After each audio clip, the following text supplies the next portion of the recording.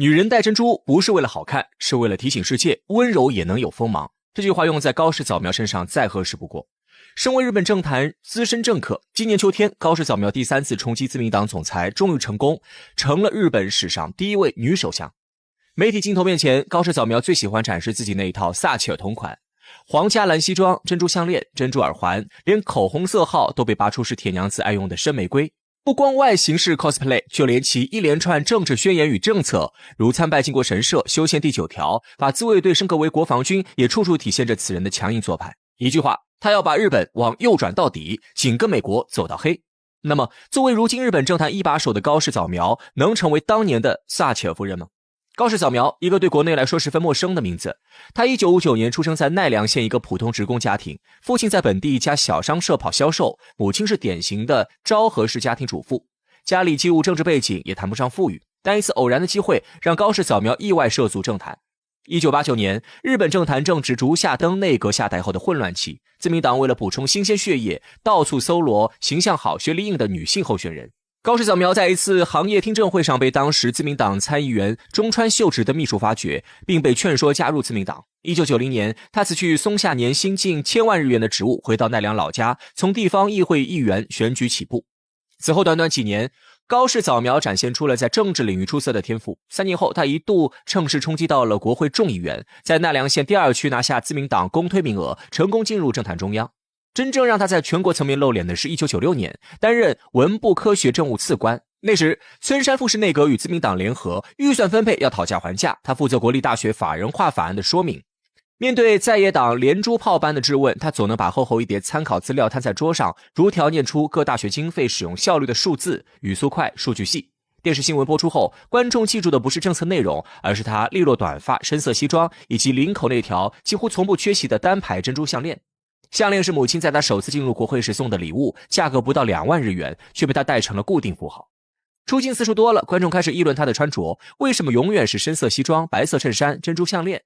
他在杂志专栏里回应，衣柜里同款西装5套，每天轮换，省去挑衣服的时间。珍珠项链只有1条，母亲送的，戴上就不用想搭配。不过很多人并不这么认为，有人说他的珍珠项链耳环并非临时起意搭配，他要做日本的撒切尔夫人。撒切尔爱戴珍珠，他也戴；撒切尔爱穿蓝，他也蓝；撒切尔把国企拆股扒皮，他也推出早苗经济学，一边扩张财政，一边喊小政府，一边给金融所得加税，一边又承诺将来再减所得税。听起来像左右互搏，其实核心就一句：国家优先，市场靠边。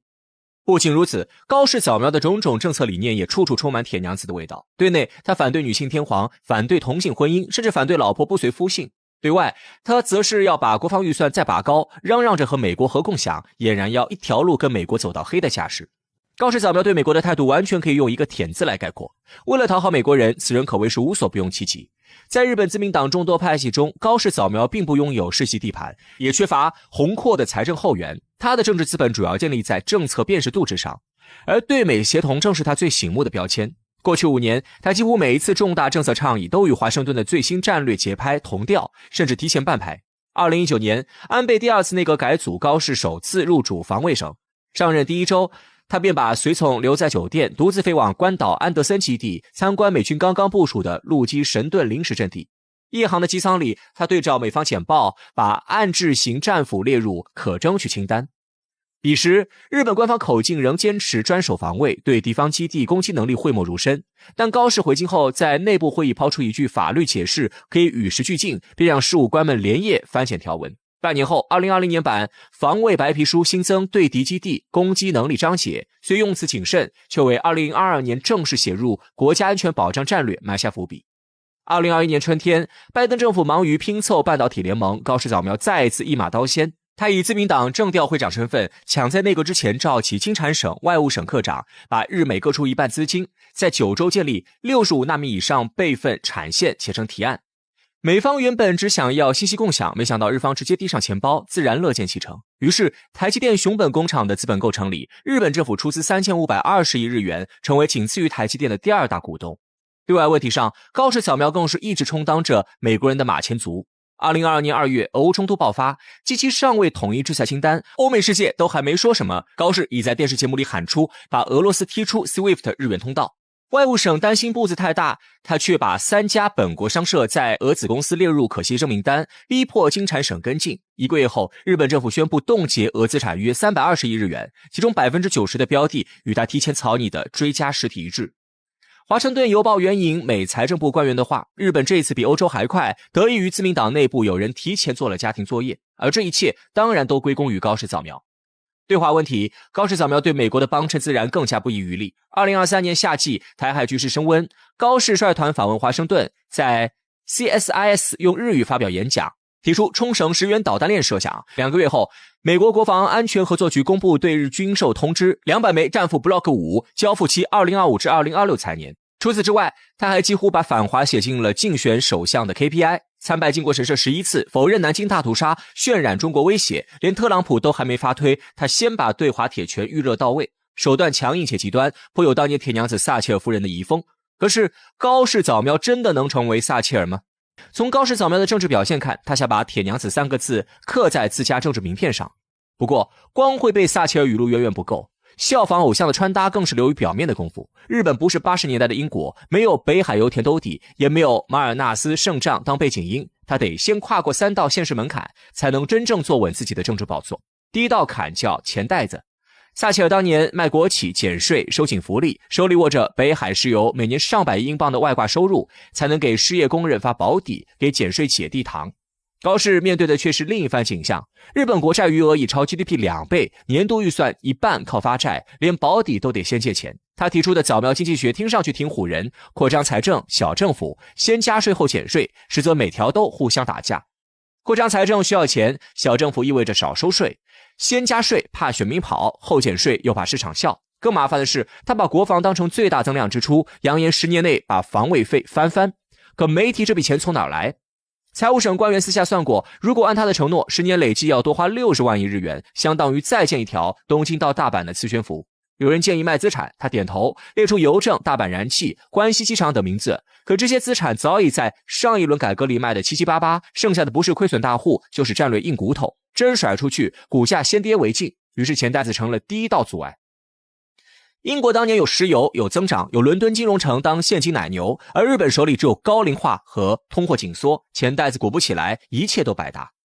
第二道坎是政治阻碍。撒切尔1979年上台，带着40席多数，党内后座议员怕他，内阁大佬服他，才能一路碾压矿工工会，卖掉英国钢铁。高市却生在派阀林立的自民党，党内最大资源叫平衡，最大技能叫拖。他本人出身无派阀，靠保守理念研究会聚起来30来个同届议员，看上去声势不小，但在总议席467的众院，30票只是零头，离定调者差得远。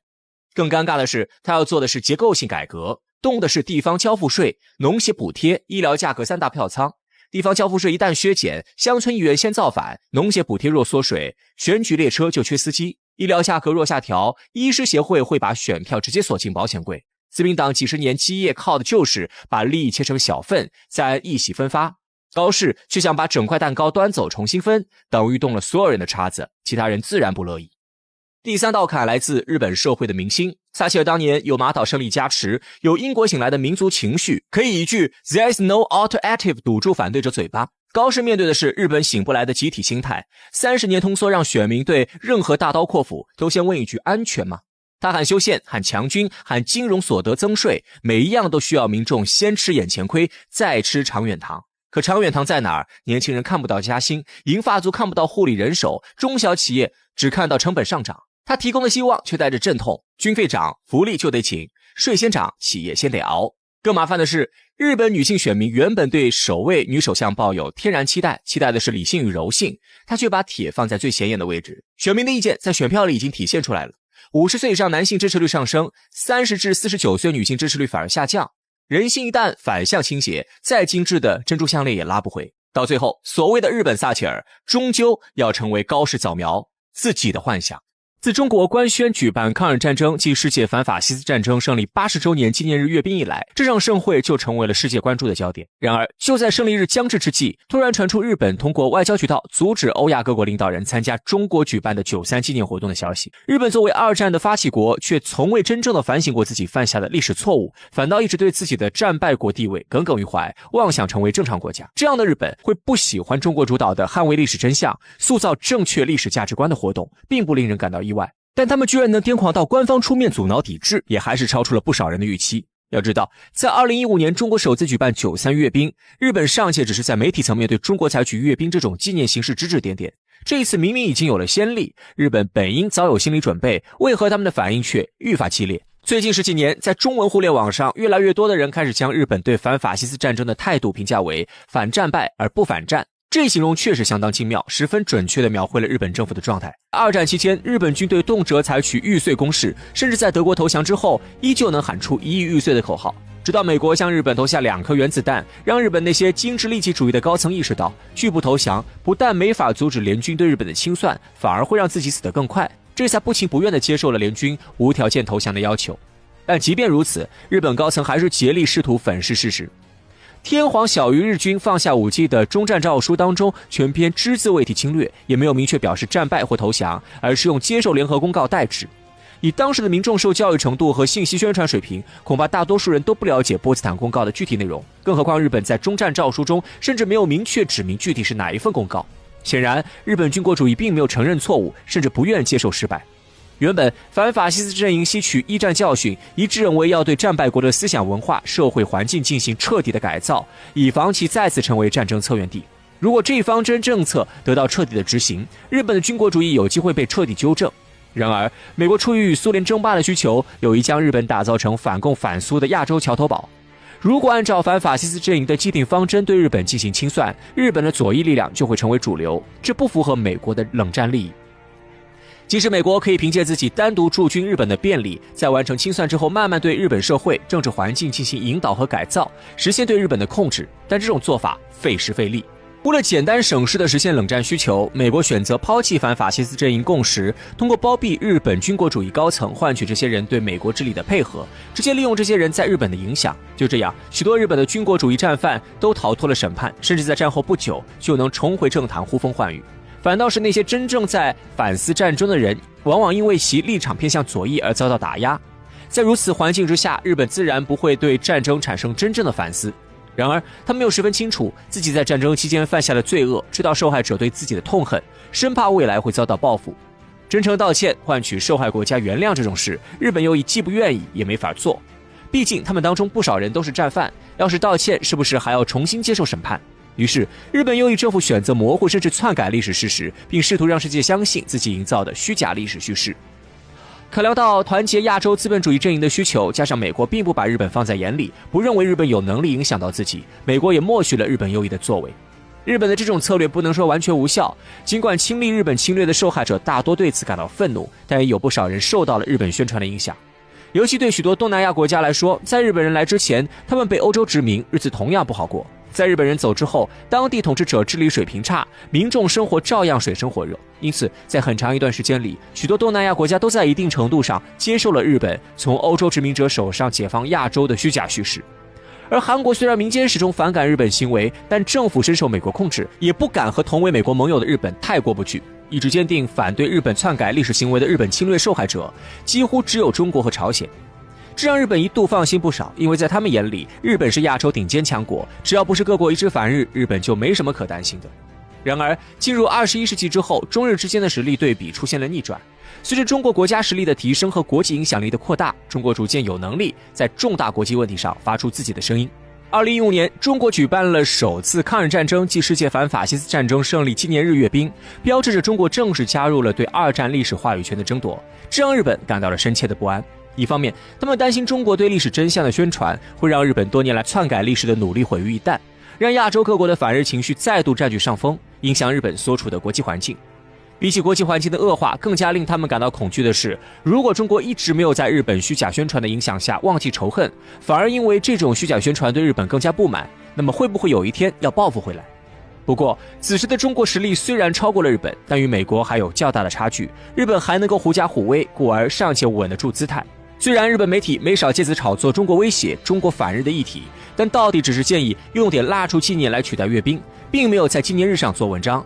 日本政府虽然自己拒绝了邀请，但也没有做更多的事，甚至默许了日本左翼政客、日本前首相村山富市来华出席阅兵纪念活动。只是在这之后，日本默默地进一步加大了在虚假宣传方面的公关投入，希望能够通过宣传扭曲世界各国，尤其是中国对二战的历史记忆。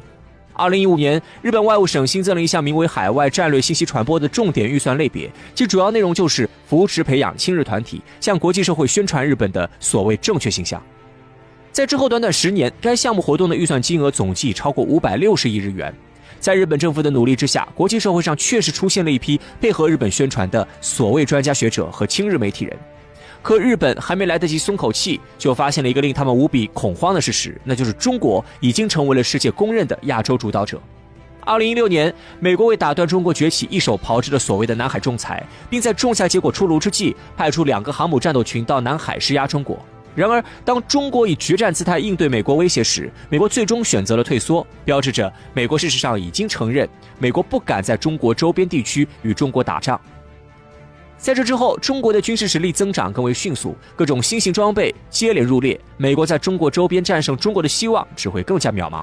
日本当然也清楚这个道理，但也只能继续掩耳盗铃，用美日同盟来安抚自己，中国不敢对自己下手。可随着中美之间的贸易战、科技战愈发激烈，日本自我安慰的底气也越来越弱。尤其是在俄乌战争爆发后，欧美在战争初期对乌克兰百般许诺，鼓励乌克兰拒签和平协议，与俄罗斯战斗到底。当乌克兰真的按照欧美的意愿做了，俄罗斯却没有如欧美预期那般因经济制裁崩溃，欧美却迅速将乌克兰抛诸脑后，压根儿不肯出手帮乌克兰打赢战争。